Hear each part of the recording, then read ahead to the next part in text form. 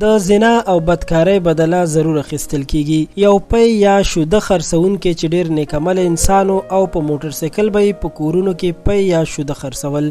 یو ښه کورنۍ سره هم ټیکه وه، روزانه به هغوی ته پی ورکولې او دغه کورنۍ ډیره ښه دینداره کورنۍ وه. د ښځې خاوند په بازار کې د کریم پوډرو او یا د میک اپ کاسمیټکس دکان کولو. یوه ورځ دغه پی یعنی شوده خرڅونکی سړی راغی. کله چې د همدغه کورنۍ ښځې ته شوده ورکول نو د پیسو اخیستو په دوران کې د ښځې مړوند لاس کې ونیولو، زور یې ورکو او بیا یې پرېښودو. دغه ښځه چې ډیره نیکعمله وه پریشانه شوه، توبې یې ویستلې چې زما نه داسې څه ګناه شوې ده، موږ خو دې شودو والا ته د رور په نظر ګورو. خیر ښځه ډیره پریشانه وه چې ماښام یې خاوند کور ته راغی. ښځه یې ولیدله چې سترګې یې سرې دي، ژړلې دي، نو ډیر زیات خفه شو او پوه شو چې څه خبره خو ضرور شته.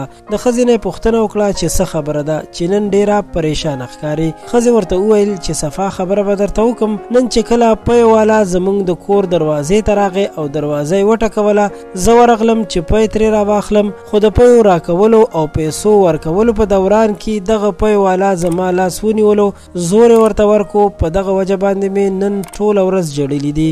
سړي چې دا خبره واورېده نور هم خپه شو. ویل یې چې واقعا د بد کار بدله اخیستل کیږي. نن زما دکان ته دوه ښځې راغلې وې.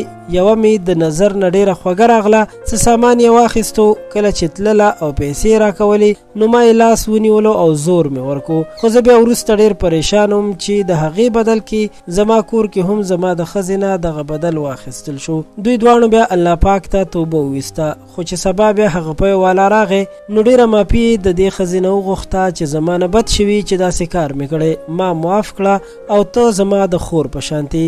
ښځه وایي چې ما هم ورته معافي وکړه او زه پوه شم چې کیدای شي زموږ توبه الله پاک قبوله کړې وي. قدرمنو بالکل چې دې کې شک نشته، د بدکارۍ بدله ډېره زر اخیستل کیږي او زنا یو قرض هم دی. نو بالکل د دې کار نه ځانونه ساتل پکار دي. الله پاک دې موږ تاسو او ټولو مسلمانانو ته هدایت ور په برخه کړي. آمین ثم آمین.